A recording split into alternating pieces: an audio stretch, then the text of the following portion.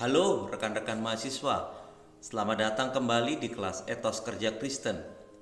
Pada pertemuan sebelumnya, kita telah meletakkan sebuah fondasi yang sangat penting, bahwa kerja adalah mandat penciptaan, bagian dari panggilan Allah, wujud nyata dari imago Dei, serta bentuk penata layanan atas segala sesuatu yang Tuhan percayakan kepada kita. Namun, mari kita renungkan satu hal ini. Apakah pekerjaan orang-orang percaya hanya sebatas menjalankan tanggung jawab profesional? Ataukah pekerjaan itu memiliki makna rohani yang jauh lebih dalam? Banyak dari kita yang sering kali memisahkan kehidupan rohani dengan kehidupan kerja. Kita menganggap ibadah hanya terjadi di dalam gedung gereja pada hari Minggu, sedangkan pekerjaan hanyalah rutinitas dari Senin sampai Jumat untuk mencari nafkah. Hari ini kita akan melihat bagaimana Alkitab mematahkan pandangan tersebut dan menunjukkan bahwa pekerjaan dapat menjadi penyembahan yang sejati kepada Allah serta kesaksian yang hidup bagi orang lain.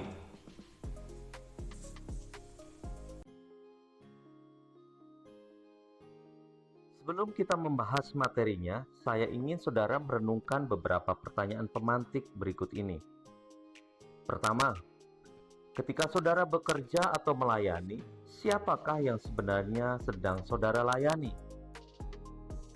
Kedua, menurut saudara, apakah seseorang dapat beribadah kepada Tuhan melalui pekerjaannya? Lalu bagaimana kualitas pekerjaan saudara dapat menjadi kesaksian tentang iman kepada Kristus?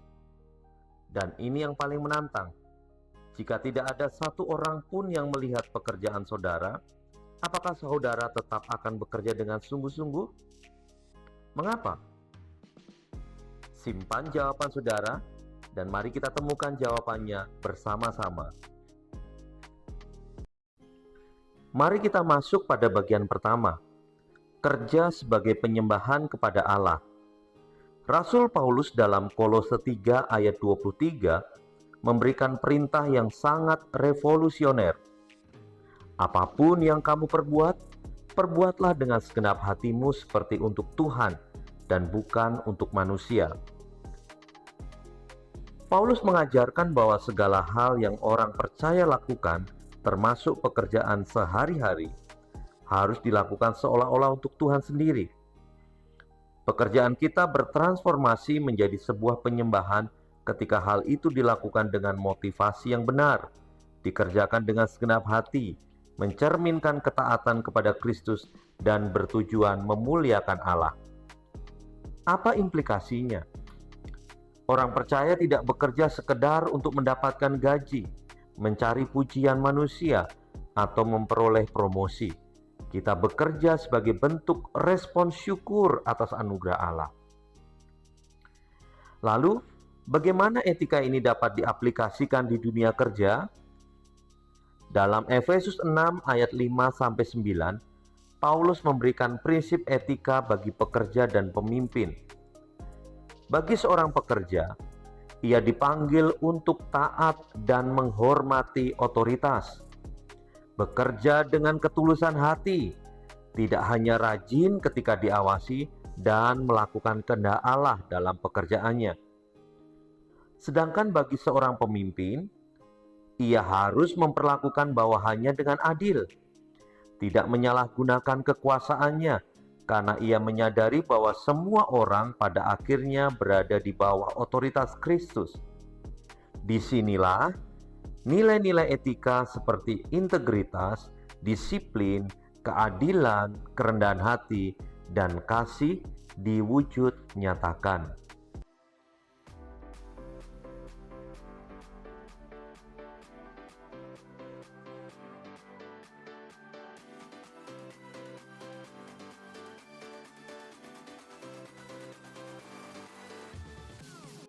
Saat kita menerapkan etos kerja Kristen tersebut, pekerjaan kita berubah menjadi sarana kesaksian.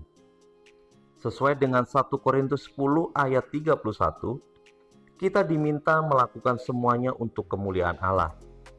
kesaksian tidak melulu soal perkataan.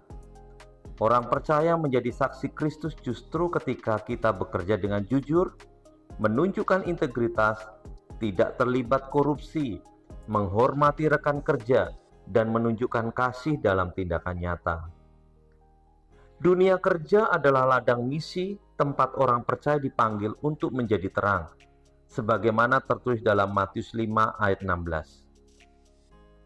Saya tahu ini tidak mudah. Dunia kerja penuh dengan tantangan seperti manipulasi data, suap, diskriminasi, hingga budaya kerja yang toksik. Namun, justru di tengah tekanan itulah orang percaya dipanggil untuk tetap setia kepada Kristus. Sebagai kesimpulan, Alkitab menegaskan bahwa pekerjaan bukanlah sekedar aktivitas ekonomi, melainkan bagian kehidupan rohani orang percaya. Melalui pekerjaan kita dipanggil untuk menyembah Allah dengan bekerja sepenuh hati, menerapkan etika Kristen dalam setiap keputusan dan menjadi saksi Kristus melalui karakter kita. Ingat, bekerja bukan hanya tentang apa yang kita kerjakan, tetapi tentang siapa yang kita layani. Sebagai penutup dan refleksi bagi saudara, jika Kristus menjadi atasan langsung saudara, terima kasih telah menyimak dengan baik video pembelajaran ini. Teruslah menjadi terang dimanapun Tuhan menempatkan saudara. Tuhan Yesus memberkati.